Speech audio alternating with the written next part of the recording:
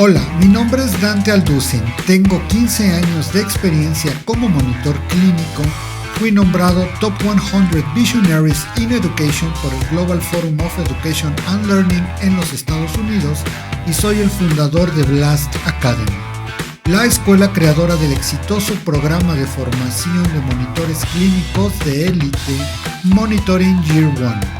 Te invito a que conozcas todos nuestros programas de formación en blastacademy.net y te prepares para un episodio más de Investigación Clínica 101, el único podcast que te enseña consejos cool para nuevos monitores clínicos, assistants y demás fauna nativa. Nous avons commencé, que en francés es empezamos.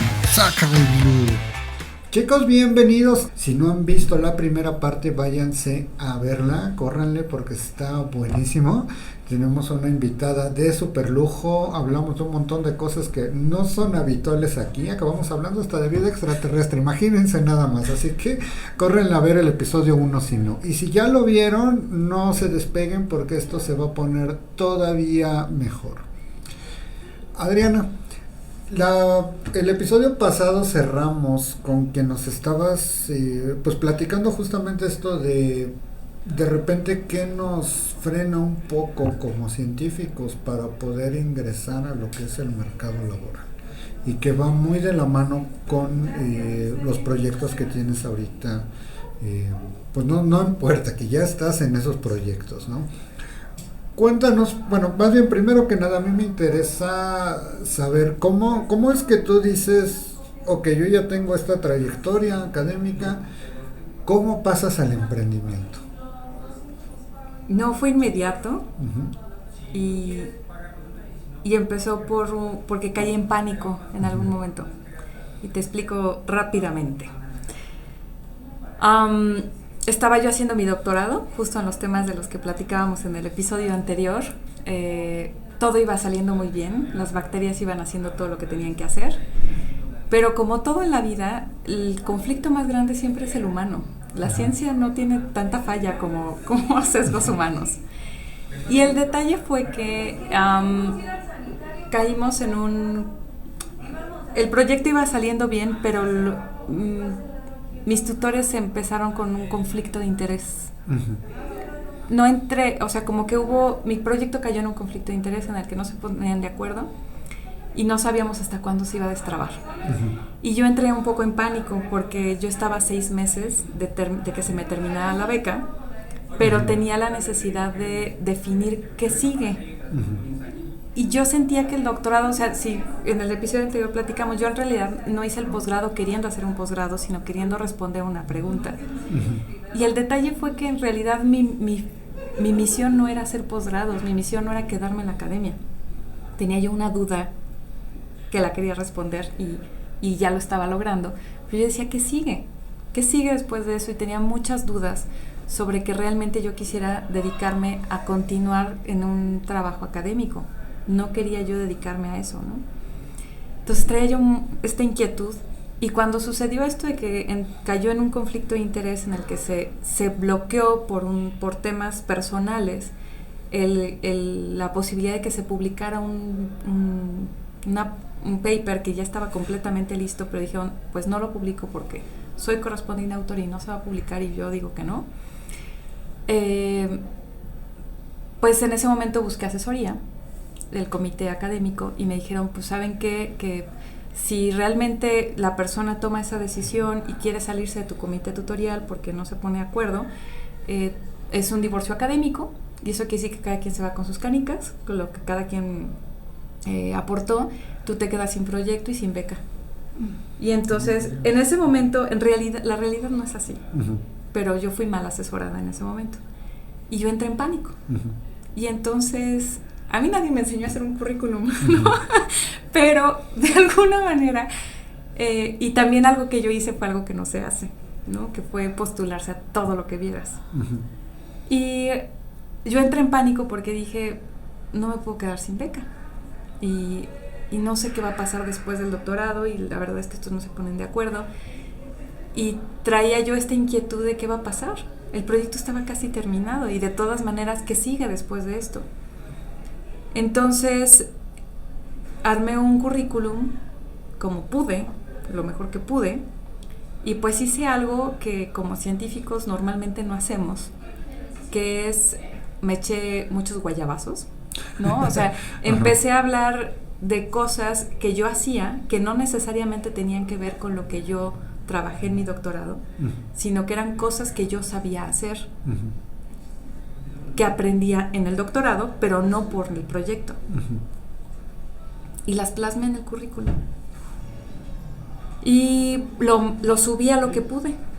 En algún momento me hablaron y me dijeron, oye, pues te postulaste a tal cosa. Y a mí me llamó mucho la atención porque dije, ¿te cae? Porque me hablaron de la empresa que aquí en México hace, la empresa más famosa que hace los tanques de agua, los tinacos Rotoplas.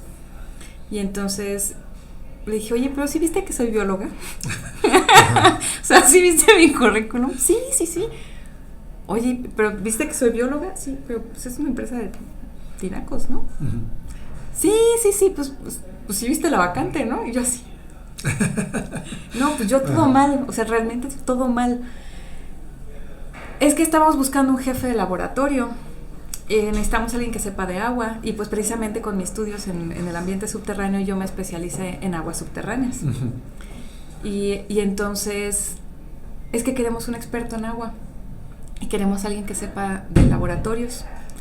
Queremos que alguien que sepa trabajar instalación de laboratorios y que nos ayude a armar uno y que nos pueda platicar de tal cosa. Ok. Bueno, pues dije, ¿por qué no lo intento? Entonces, en lo que se estaban queriendo destrabar las cosas en la universidad, pues yo estuve yendo a mis entrevistas. En ese momento una de mis tutoras estaba en año sabático, se tomó un año sabático cuando todavía tenía quién sabe cuántos estudiantes, ¿no? Y pues yo tuve esta cosa de, pues vamos a las entrevistas. Y fueron como 4 meses más o menos de estar pasando filtros de entrevistas. Estaba yo en una terna, concursando, bueno, postulándome contra otras 2 personas más que ya tenían experiencia en industria. Yo no tenía experiencia en industria. Era la primera vez que yo tenía experiencia laboral fuera de la academia. En realidad no tenía, ¿no? Y entonces me seleccionaron. Y yo dije, ándale. Tengo un doctorado, digo, a 6 meses de obtener el doctorado, pero tenía un doctorado. Y me contrataba una empresa. Estuve trabajando ahí cerca de 4 años y aprendí muchísimo. Aprendí mucho de ventas, de mercadotecnia, de negociación. Pero lo más grande que aprendí fue del valor que un científico puede dar en una organización. Porque el día que yo tomé la decisión de que ya me iban a hacer mi carta oferta para entrar a la industria, pues a mí todavía me quedaban 6 meses de beca. Y aunque a mí me decían, nadie se va a dar cuenta, entonces sigue recibiendo la beca y además ya vas a tener tu ingreso. Yo dije, no puedo con esa conciencia. Sí. Y pues yo emití una carta que se la llevé al coordinador del posgrado y le dije, pues estoy renunciando a mis 6 meses que me quedan porque ya voy a tener un ingreso. Entonces fui a renunciar a la beca, pero esa carta tenía que venir firmada por uno de mis cotutores. Y el cotutor que en ese momento la firmó me dio todo un discurso de que bueno, qué bueno que estás encontrando trabajo porque te lo mereces, pero estás traicionando a la ciencia. Uy. ¿No? Porque te estás yendo por una vía fácil del trabajo bien remunerado y la vida godín.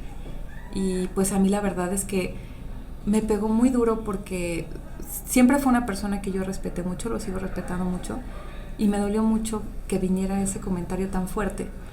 Yo llegué con lágrimas en mis ojos, sintiéndome la peor persona del mundo, traicionera a la ciencia, al alma mater, ¿no?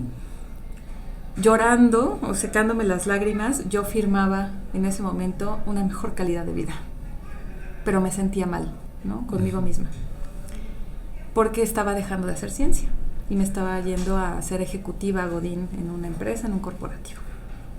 Y de lo que me di cuenta fue que como científicos nunca dejamos de hacer ciencia. Entonces, en realidad yo nunca dejé de hacer ciencia estando en la industria, estando de Godín, estando en el corporativo, porque la ciencia la empecé más bien a aplicar en otras cosas. ¿Cuál es la diferencia? Que ya no hice papers. Ya no tenía yo que estar haciendo un paper como primer autor, porque esa investigación científica, con ese estricto rigor científico del que platicábamos en el episodio anterior, pues lo estaba más bien aplicando en mi día a día, en el tipo de trabajo de validación de productos de innovación, porque justamente entré a un área de innovación de una empresa, y ahí fue donde yo empecé a probar tanto el producto como la manera en la que podíamos validar que un producto de innovación realmente iba a contar con la calidad que se esperaba. Y empecé a romper mitos dentro de la misma organización, de que pues, la organización ya estaba en la bolsa, y al ser una empresa pública, yo les decía, es que ya no puedes estar diciendo que vendes lágrimas de unicornios, ¿no? Uh-huh. Tienes que empezar a hablar de lo que realmente hace el producto. Oye, pero ¿cómo me igualo a la competencia? Y le digo, sé diferente a la competencia. Y habla de lo que realmente hace y vende una realidad y no magia, uh-huh. ¿No? O sea, entonces, como la única doctora en ciencias de la nómina de esa empresa, me empecé a volver un agente transversal. Yo entré a trabajar en un área de innovación, pero terminé siendo como consultora interna de la organización de una manera transversal. Empecé a trabajar con el área de calidad, con el área de marketing, publicidad, ventas.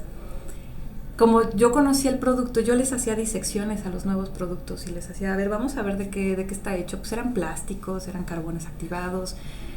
Pues yo dije, bueno, pues vamos a hacer lo que yo sé hacer, ¿no? Vamos a deshacer esto y vamos a ver de qué está hecho y vamos a hacer la ingeniería inversa a estas cosas, uh-huh. Y a ver de qué está hecho, qué sí hace y qué no hace.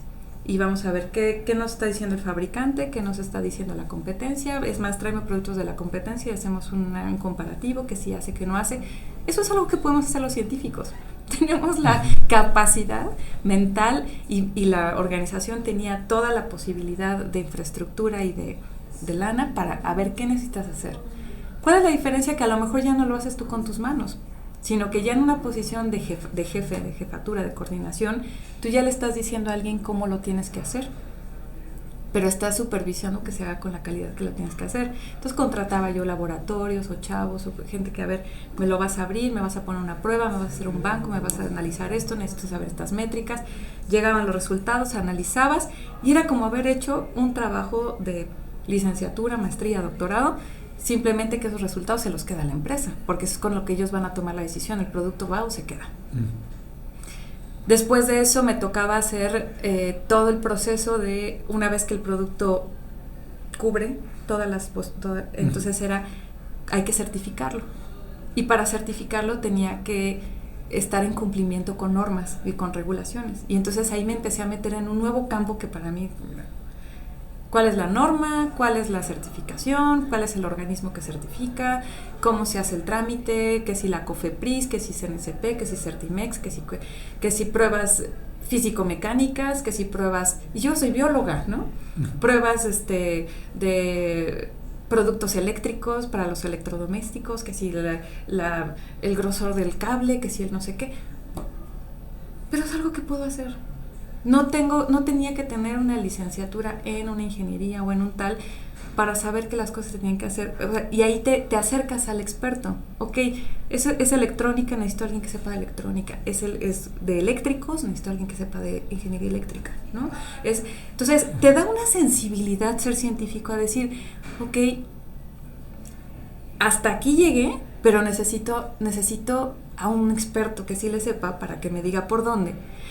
Y el tener ese conocimiento de decir, me tengo que acercar al experto, es algo que muchas veces en las empresas no se hace, porque dan por hecho de que quien está a cargo va a saber resolver.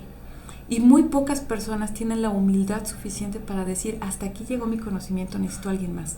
Oye, esto que mencionas me llama mucho la atención. Sí, o sea, estoy de acuerdo con eso.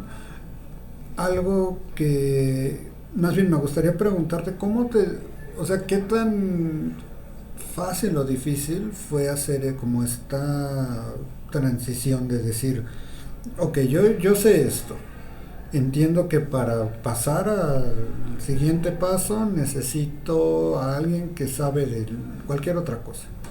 Porque entiendo justamente que con toda la formación académica, pues igual nos trabajan el ego, ¿no? De decir, yo lo sé todo. Y estás en la empresa justo y la empresa te está diciendo, bueno, para la empresa también lo da por hecho, que tú lo sabes todo.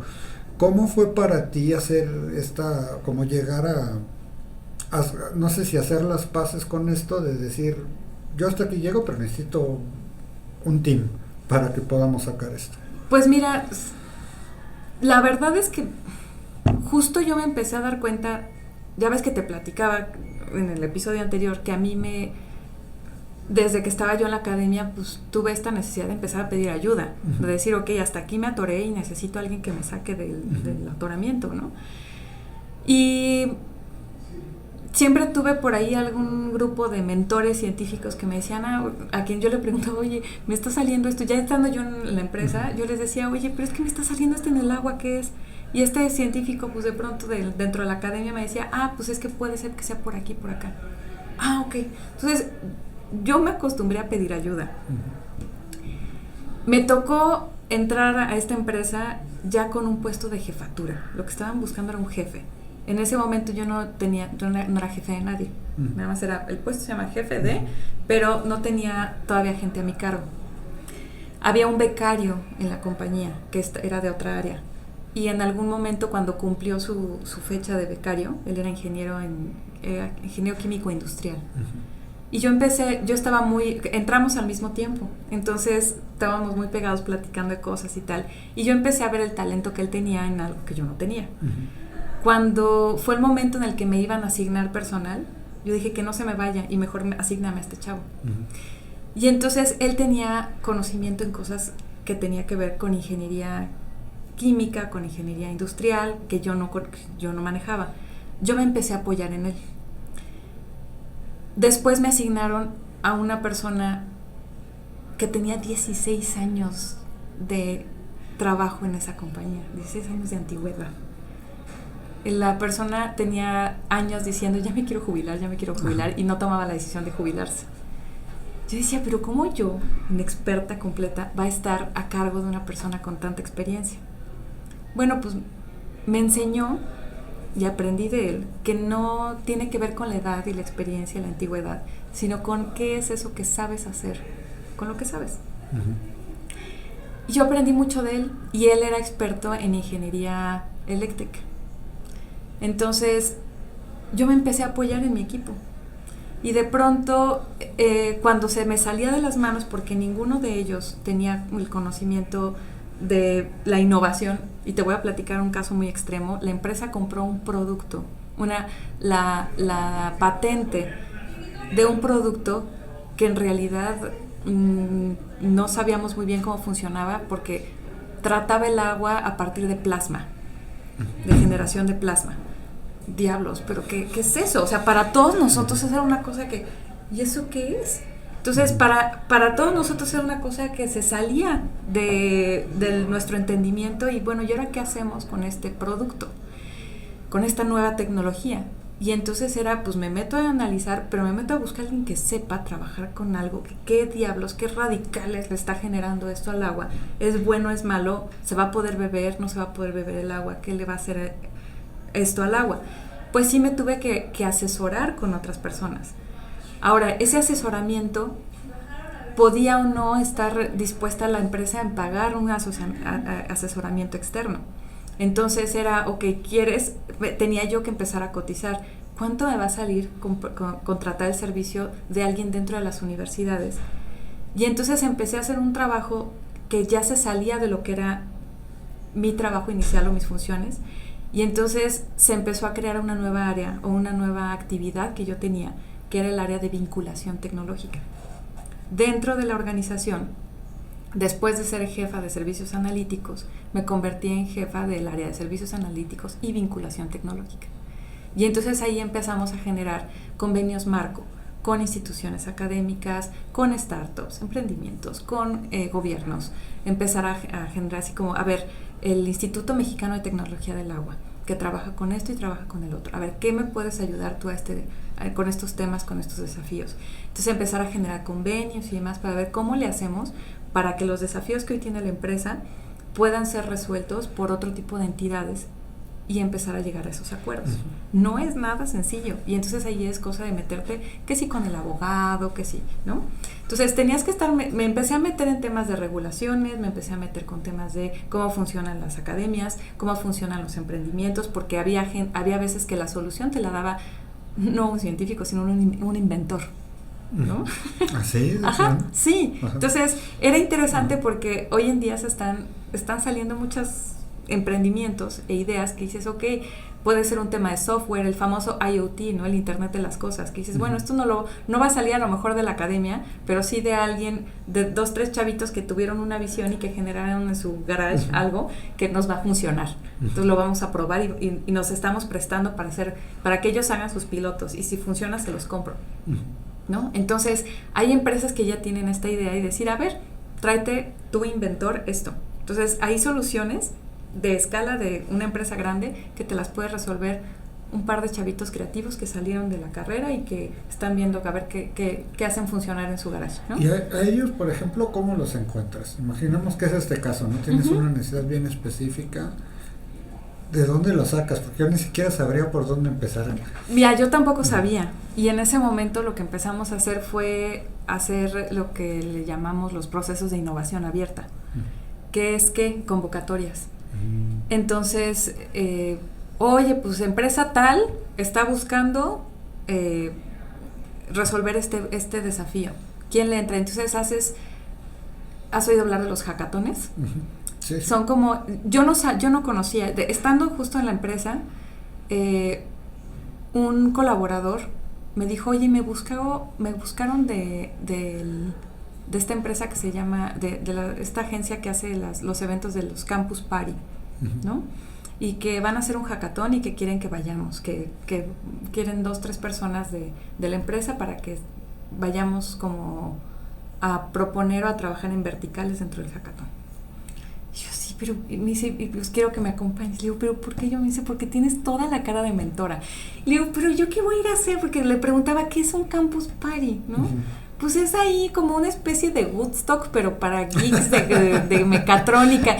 Y le digo, otra vez, o sea, ¿ya te diste cuenta con quién estás hablando? Soy bióloga. No, yo estoy con la calidad del agua, yo estoy acá con el rollo de las bacterias, cuando puedo me meto con esto y con esto, pero me estás pidiendo que vaya a un campus party en donde va la gente que está metido en robótica, arduinos y cosas. Yo no sé nada de eso. Te va a gustar, vas a ver. Entonces me enfrasco y vamos al campus party. Y ahí va la empresa, íbamos representando a la empresa. No, hombre, me encantó. Me encantó estar participando en eso porque justo está retroalimentando gente. O sea, estos eventos masivos jalan un montón de gente muy creativa que está 5 días o toda una semana tratando de resolver un desafío puntual. Ahí me tocó en una vertical que era de salud. Y entonces me llamó mucho la atención que la gente creativa se junta, de pronto van sin equipo y es, tú le sabes a esto, tú le sabes al otro, vamos a juntarnos, tenemos una idea, este es el desafío que hay que hacer. Y entonces en este evento tienen herramientas para ver de dónde sacan y de dónde compran y de dónde tal para generar un prototipo y ver si funciona.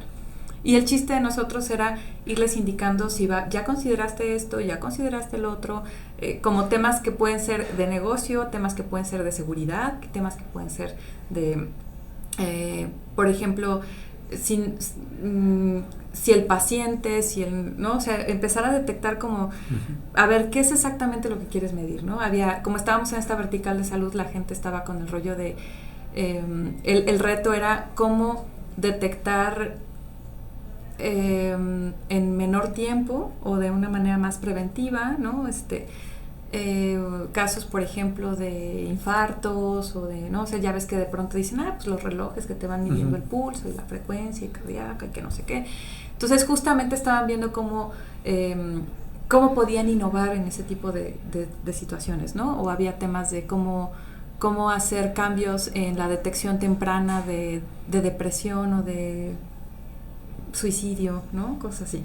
Bueno, entonces empezaron a hacer como diferentes tipos de la verdad, ideas que a mí me sorprendió muchísimo. Y no solamente quedé sorprendida por el talento potencial que hay en chavos que no tienen todavía tan sesgado, vámonos al episodio anterior, estos sesgos académicos, sino que se están entre ellos alimentando esa creatividad para cómo resolvemos de una manera fuera de la caja un problema real. Y por el otro lado, quedé muy impactada por el equipo de mentores con los que estábamos haciendo este trabajo en equipo de la mentoría. Yo aprendí muchísimo de ellos. Y eso me llevó también a convivir con emprendedores, porque varios de ellos también eran emprendedores o eran partners, por ejemplo, de IBM, ¿no? Y ahí descubrí muchísimo talento. Y de ahí empecé a ver cómo se hacen estos eventos. Cuando fue el momento de que la empresa quisiera hacer uno, yo ya sabía más o menos por dónde. Entonces, es posible detectar este tipo de talentos cuando la empresa tiene una infraestructura en la cual está dispuesto a hacer convocatorias para poder recabar hacer detección de esos talentos. ¿Qué se necesita? Establecer bien cuál es el desafío que quiere resolver. Hacer una buena convocatoria y empezar a ver con qué criterios los vas a evaluar, ¿no? Oye, y justo tienes claro el problema. ¿Cómo es una buena convocatoria? Tienes que definir bien a quién te vas a dirigir, ¿no? Y muchas veces es quién te va a ayudar a hacer como esa difusión, ¿no? Nosotros dentro de la empresa teníamos teníamos como un partner que nos ayudó en ese momento que hicimos una convocatoria de innovación abierta a hacer una difusión. Y muchas veces ellos tienen convenios con universidades, con centros de investigación, pero también las redes. Ya ahorita se maneja mucho en redes. Entonces, es qué tanto le inviertes tú a promover esto en redes. De hecho, actualmente sigo participando como juez o como mentor en otros proyectos en los que a mí me invitan. O sea, yo ya no soy parte de la creación, pero son proyectos que está organizando, por ejemplo, el TEC de Monterrey, que se los organiza a Heineken, ¿no? Entonces, la empresa que es la que está buscando el reto, o la que está buscando que le resuelvan el reto, es Heineken. Y ellos le pagan, por ejemplo, a un TEC de Monterrey para que hagan el evento. Quien me invita a mí a participar como mentor es TEC de Monterrey. Y entonces me dice, oye, ven y participa como mentor o como juez o como speaker en un evento en el que vamos a estar.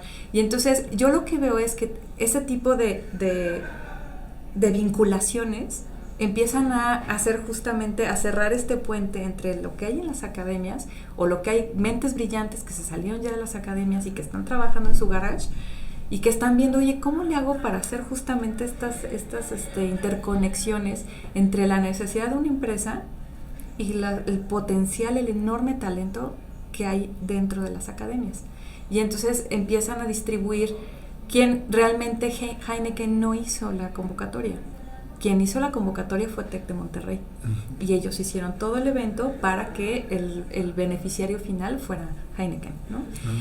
Entonces, es entender cómo funcionan. Ahorita ya mucho es por redes. Antes, pues, era también de conectes, ¿no? Y decir, bueno, cómo avisamos en universidades, hacemos convocatorias o en el IMTA o en el centro de tal, y pues mucho ya es justo de empezar a crear un ecosistema. Oye, ¿y cómo es esta parte de mentor? O sea, llegan los chicos, hacen los equipos, supongo que son interdisciplinarios. Es preferible, pero cada quien lo hace con quien puede y con quien quiere. En realidad, y ya se están empezando a generar algunos retos, y esto depende mucho de los criterios de cada reto, pero ya se están empezando a generar como, pues, que tengan equidad de género, que tengan inclusión de a lo mejor algún participante que tenga algún tipo de discapacidad, ¿no? En realidad, en los que yo he participado todavía no entran esos criterios, pero sí sé de algunos casos en donde ya hay retos en donde se están empezando a definir ciertos criterios de que al menos tengas una persona mujer, que al menos tengas una persona tal, que al menos ¿no? Pero en realidad lo que se busca es resuélveme el desafío. Independientemente de dónde vengas, de qué color seas o de qué género sí, tengas, claro, ¿no? el resultado final. Entonces, bueno, están los equipos. Y tú como mentora, bueno, cuando participabas como mentora, ahí cuál es tu rol? Por ejemplo, llega el equipo a decirte, yo voy a resolver esto de esta manera. Entonces te hacen tu pitch, ¿no? Te hacen el discurso de cómo te voy a vender esto o cómo voy a resolver esto. Y lo que yo hago es empezar a detectar, uno se vuelve como mentor, te vuelves especialista, igual que como científico, en hacer preguntas incómodas. ¿No? Okay, esto es algo que nos enseñan mucho los científicos. ¿Cómo algo que te incomodes? ¿No? Esas preguntas incómodas a ti, participante, te hacen reflexionar en, a ver, ¿me expliqué bien o no? Porque a lo mejor lo que me está preguntando es porque no me entendió. Entonces no me estoy explicando bien. O bien, eso que me está diciendo no lo había yo tomado en cuenta. El rol de un mentor en este tipo de temas está en tratarles de ayudar a descubrir, pero que ellos lo descubran, tú solamente haciendo preguntas. Tú no les vas a decir el camino, tú solamente les vas a hacer preguntas en las cuales ellos sepan si van bien o se regresan. Y eso es algo que hacemos bien los científicos, encontrar el chiste de lo que hace un científico, según lo que yo siento, no es encontrar la respuesta, sino encontrar la pregunta adecuada. Entonces, hay que ir haciendo preguntas. Entonces, ¿y por qué? ¿Y a quién va dirigido? ¿Y qué es lo que resuelve? ¿Y por qué es así y no diferente? Son preguntas que te desencajan y que dices, híjole, no lo había pensado así. Y si lo piensas de manera diferente, ¿y cuál va a ser tu retorno? ¿Qué vas a aprender tú de eso? ¿De dónde va? Si esto es un modelo de negocio, ¿de dónde ganas tú? Porque mucha gente lo hace, ay no, pues es que yo no había pensado en el dinero. No, pues es que tienes que pensar en el dinero, ¿no? Claro. Entonces, y si te lo compran, ¿cuánto vas a cobrar? ¿Y dónde están las regalías? Oye, pero ¿y ya te pusiste a pensar que eso le va a generar un dolor a alguien más? Entonces, son preguntas. Ahorita no te puedo dar así, te tendría que pensar en un ejemplo tal cual, como para decir cuál es el rol, pero el rol de un mentor justamente es como el que uno recibe cuando estás haciendo tu licenciatura, en la que te están preguntando te están haciendo todas esas preguntas incómodas para saber si vas bien o te regresas, para saber qué tan claro tienes tú que realmente estás resolviendo un problema o que más bien te enamoraste de tu solución y me quieres vender de tu solución. Entonces, el tema con los emprendedores es que nos enamoramos con la solución y esa solución no necesariamente responde a la necesidad de alguien. Y eso es algo que nos pasa como científicos. Tenemos un sesgo como el que yo tenía cuando estaba en la academia de decir, quiero responder una pregunta. ¿Pueden o no las bacterias precipitar cristales? ¿Y a quién diablos le sirve eso? A mí. ¿Por qué? Porque resuelvo mi curiosidad. Y uno cree que porque resuelve tu curiosidad, porque resolvió tu necesidad, alguien más tiene que pagar por eso. Y el tema del emprendimiento es justo al revés. Es, ¿qué necesidad hay que yo pueda resolver? Claro. Y no es casarte con tu solución, sino es enamorarte del problema del otro. Te enamoras del problema del otro para ver cómo hago para resolverlo. Sí, totalmente de acuerdo. Oye, Adriana, y bueno, tú estás, no te preocupes, tú estás aquí en la empresa, empiezas a hacer esta vinculación, ¿qué sucede después? Ay, qué pregunta. Empiezan a haber cambios estructurales dentro de la organización y al mismo tiempo, pues esas veces que vamos a volver a ser esotéricos, se alinean los planetas, ¿no? Empieza a haber cambios organizacionales importantes en los que yo ya no me estaba sintiendo cómoda. Yo crecí así como bacteria exponencialmente y de repente llegué a mi fase logarítmica y de repente, pum, me estacioné, ¿no? Así tal cual como estaba haciendo una cinética microbiana y pum, me estacioné. Y entonces en ese momento en el que yo ya estaba estacionada, yo ya no estaba teniendo crecimiento, me estaba empezando yo a sentir súper incómoda, ¿no? Y en ese momento se destrabó el conflicto de interés de mi tesis. Y entonces, si no... Pero para eso, ¿cuánto tiempo había pasado? En el conflicto de interés. Ya eran como 3 años y medio, casi 4 años. Y entonces ahí fue cuando yo sabía que yo había tratado ya de, ya se había publicado el paper, y yo estaba tratando de dedicarme a la tesis, como a ratitos, saliendo de la empresa, dedicarme, y pues la verdad es que un doctorado o te dedicas al 100% o no sale. Y esa fue mi experiencia, ¿no? Entonces, puede haber gente que sí lo puede hacer, pero yo no pude. Y ahí fue cuando tomé una decisión muy drástica y decir, por salud mental, tengo que acabar el doctorado. Y entonces decidí renunciar. Y todo el mundo me criticó y todo el mundo me juzgó y me dijo, estás mal porque haces eso. Me dieron mazapanazos y me dijeron, estás mal haciendo esas cosas. Porque o sea, tuviste un golpe de suerte, te contrataron una empresa, te va bien, tienes un trabajo estable, bien remunerado, se te da tu lugar, estás aplicando la ciencia. ¿Qué bióloga antes habría tenido la oportunidad que tú has tenido de trabajar en este lugar y de estar teniendo prestaciones? Y bueno, pues tomé la decisión más incorrecta del mundo y renuncié a una estabilidad económica bien remunerada en una empresa bien posicionada. ¿Cómo llegaste a esa conclusión? Porque a mí me pasó algo parecido, ¿no? Igual tenía ya X tiempo en la carrera, me pagaban bien, todo, ¿no? Ya. Y dije, igual, fase de meseta, ¿no? Crecimiento bacteriano, fase de meseta, y digo, bueno, para mí era peor porque dije, si yo me quedo acá, me voy a caer, esto va para abajo, dije, no. Y yo estaba consciente, dije, me voy a meter a emprender, donde las estadísticas dicen que tengo 9 de 10 posibilidades de fallar, y de fallar horrible, ¿no? Entonces yo dije, bueno, entiendo que, o sea, yo dije, para mí no, esto no es por el dinero, o sea, ya va más por trascendencia. Y dije, prefiero perderlo todo, que al final, ¿qué puede ser lo peor que pase, no? Pues que busque otro trabajo. Pero sí sé que es una decisión muy dura, porque igual a mí me pasó, es que, ¿pero qué te pasa? Sí, es dura, es una decisión muy fuerte, porque es como contra natura, ¿no? O sea, y es que por mí, para que yo llegara a esta decisión, el haber llegado a esta meseta a mí me pegó muy fuerte.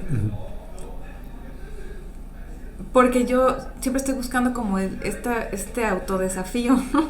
Como, te digo, soy muy terca y estoy buscando como encontrar este crecimiento personal.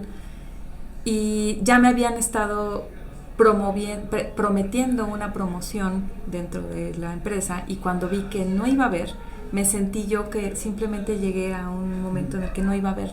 Sentí un tope, es como esta pesadilla de sentir que te estás ahogando y que no vas a salir nunca. ¿Por qué me sentí ahogada? Y son de esas cosas en donde yo seguí aprendiendo a pedir ayuda.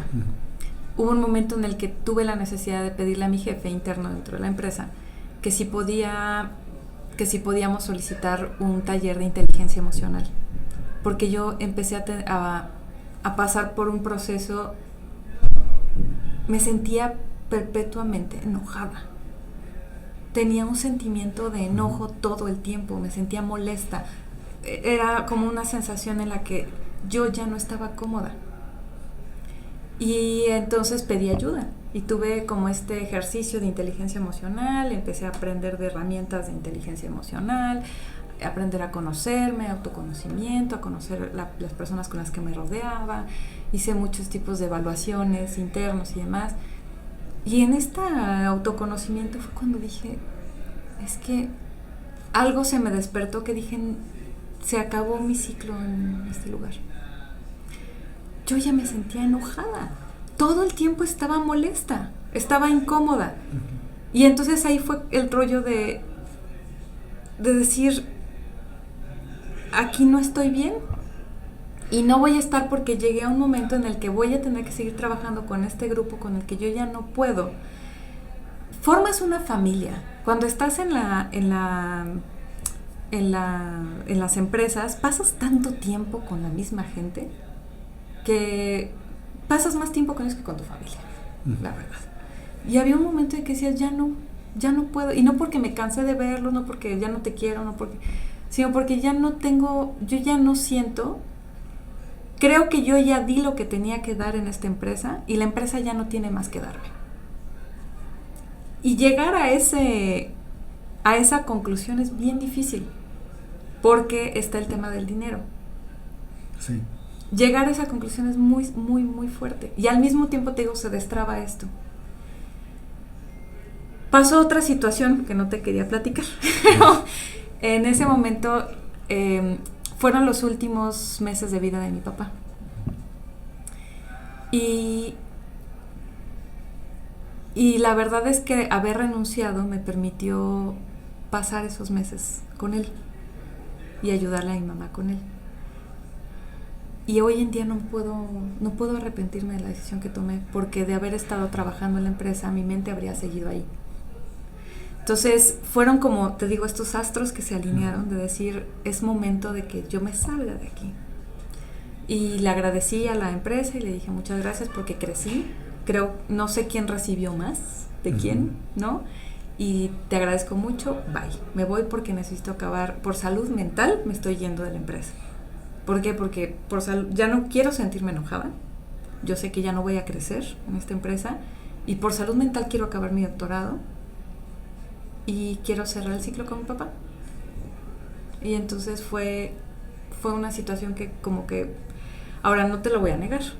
Al día siguiente yo estaba llorando de... ¿Qué hice?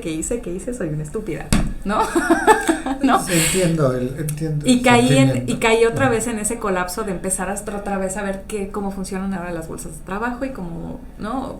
Ok, porque de aquí a que me gradúe tengo que conseguir un trabajo, ¿no? Entonces, en realidad el tema del emprendimiento surgió apenas, ¿no? Pero todo este tránsito fue una cosa pues muy fuerte, porque fue volver a estar en el desempleo y ahora yo decidí estar desempleada, ¿no? Y fue muy fuerte, ¿no? Entonces, ahora, esos 6 meses que a mí me faltaban para terminar el doctorado, bueno, esos 6 meses terminé el doctorado, ¿no? Saqué el doctorado y estaba yo cerrando ese ciclo del doctorado cuando me empecé a postular a un experimento de la doctora Claudia Sheinbaum, siendo jefa de gobierno. Se habían suscitado, antes de eso, fue el año en el que sucedieron microsismos en la Ciudad de México. Se empezó a mover y empezaron a salir mucha especulación de por qué se está moviendo la Ciudad de México, ¿no?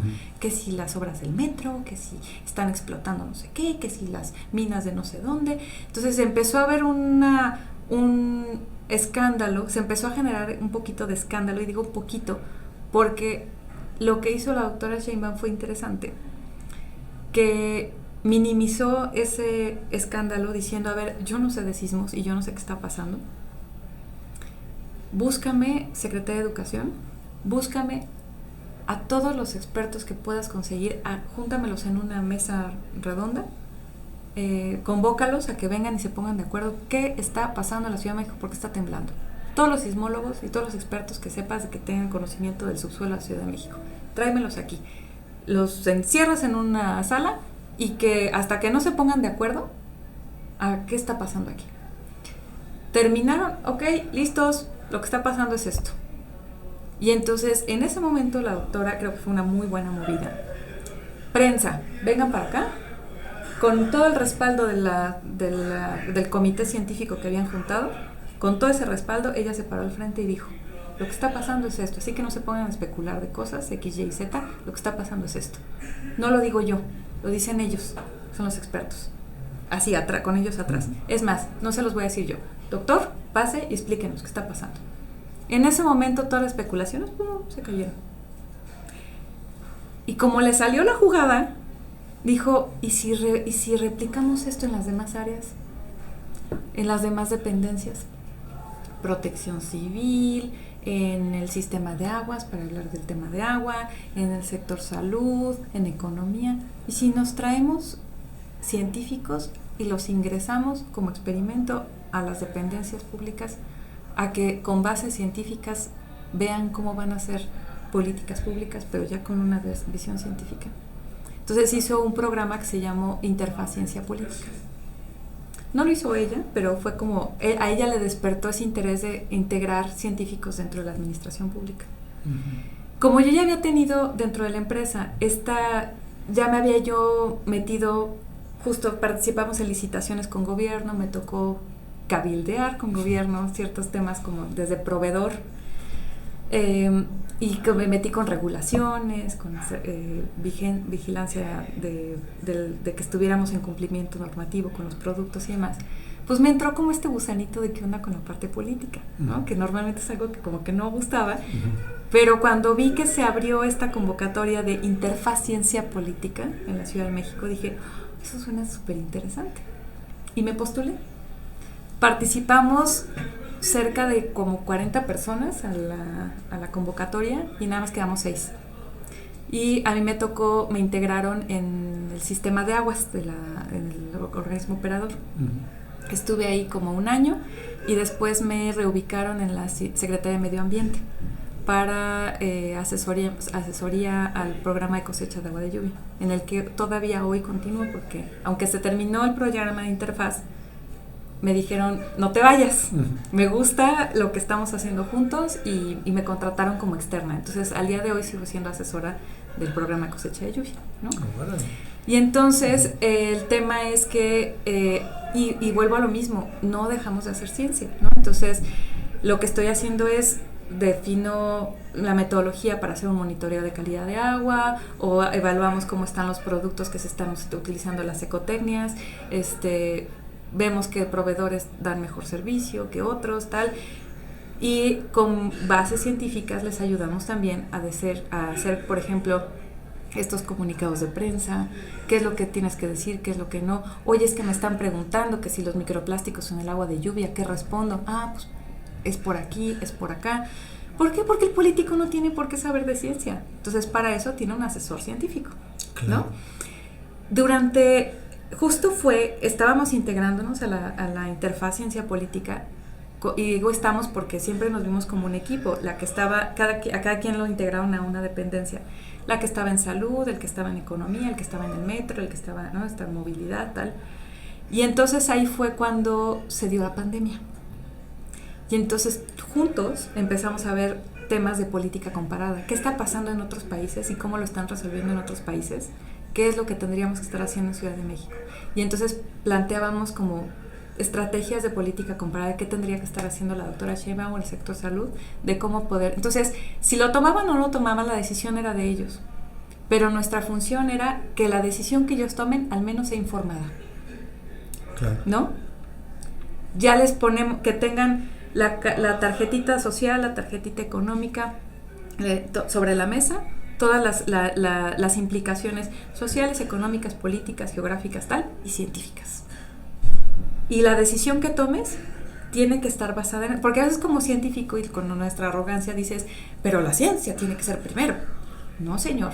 Y ahí es donde te empiezan te empiezan a caer veintes, que la ciencia es solamente una pieza más de un enorme rompecabezas en una toma de decisiones, tanto de negocio como de políticas.